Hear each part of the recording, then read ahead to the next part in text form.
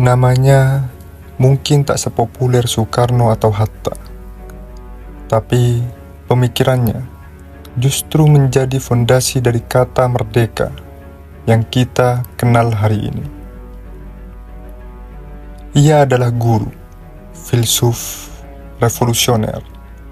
Ia menulis dengan darah, berpikir dengan api, dan berjalan seorang diri demi republik yang bahkan menolaknya. Inilah kisah Tan Malaka, pahlawan yang terlupakan dan pemikir yang ditakuti sejarah. Tan Malaka lahir pada 2 Juni 1897 di Pandan Gadang, sebuah negeri kecil di Sumatera Barat. Nama aslinya Ibrahim. Ia berasal dari keluarga bangsawan Minangkabau. Lingkungannya yang religius, tapi juga terbuka terhadap ilmu.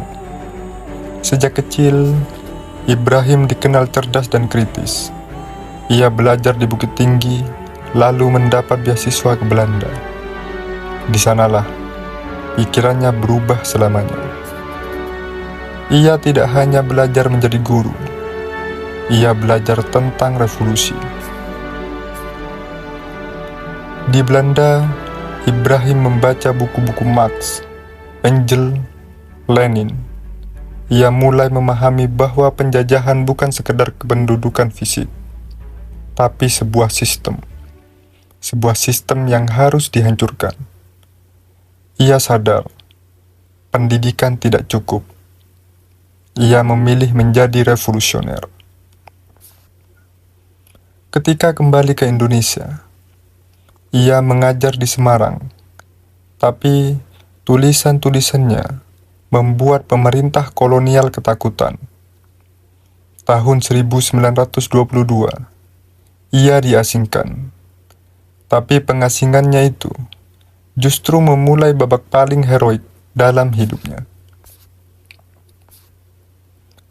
Tan Malaka hidup berpindah-pindah, mulai dari Filipina, Tiongkok, Rusia, bahkan Thailand. Ia hidup miskin, dikejar-kejar, tapi tidak pernah diam. Ia terus menulis, terus berjuang. Tahun 1925, ia menerbitkan Naar de Republiek Indonesia, sebuah buku berbahasa Belanda yang untuk pertama kalinya secara terang-terangan menyerukan Indonesia harus menjadi republik. Waktu itu belum ada yang berani mengatakannya, bahkan belum ada yang membayangkan. Di saat Soekarno baru mulai naik ke panggung politik, Tan Malaka sudah berbicara tentang kemerdekaan total. Ia tidak punya partai, tidak punya jabatan, tapi idenya menyebar. Ia membentuk jaringan bawah tanah, membangun organisasi internasional, dan terus menulis. Ia menulis Madilog, materialisme, dialektika, dan logika, sebuah karya pemikiran kelas dunia, ditulis di tengah pelariannya, tanpa dukungan siapapun. Tapi sejarah kita tak pernah mengajarkannya. Tahun 1942, saat Jepang menduduki Indonesia, Tan Malaka kembali secara diam-diam. Ia menyusup ke republik yang hampir lahir, dan ketika proklamasi dikumandangkan, ia tak berdiri di depan mikrofon, tapi ia ikut bersorak. Namun, harapan itu sirna cepat. Soekarno dan Hatta memilih jalan diplomasi. Tan Malaka memilih jalan revolusi. Ia membentuk Persatuan Perjuangan, sebuah gerakan bawah tanah yang ingin kemerdekaan tanpa syarat, tanpa negosiasi. Tapi sikapnya yang keras membuat pemerintah Republik takut. Tahun 1946, Tan Malaka ditangkap, bukan oleh Belanda, tapi oleh pemerintah Indonesia sendiri. Ia dipenjara lebih dari setahun, tanpa pengadilan. Begitulah nasib seorang idealis di dunia yang penuh kompromi. Setelah dibebaskan, ia kembali ke medan perang.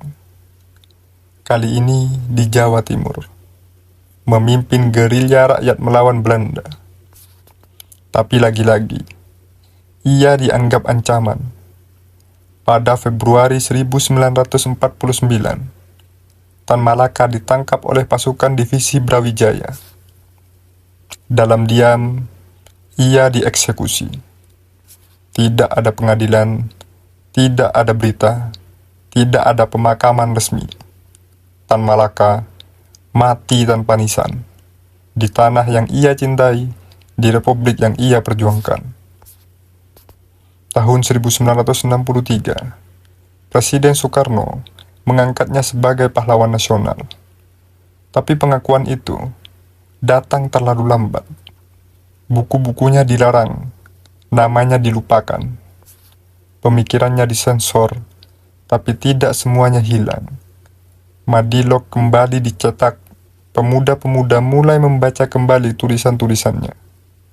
Sebab Tan Malaka adalah suara yang tak bisa dibungkam. Tan Malaka pernah berkata, idealisme adalah kemewahan terakhir yang hanya dimiliki oleh pemuda. Dan mungkin Tan adalah pemuda abadi yang memilih mati dengan keyakinan daripada hidup dengan tunduk pada kenyamanan. Terima kasih Tan. Republik ini ada juga karena jejak langkahmu yang hilang di tengah malam.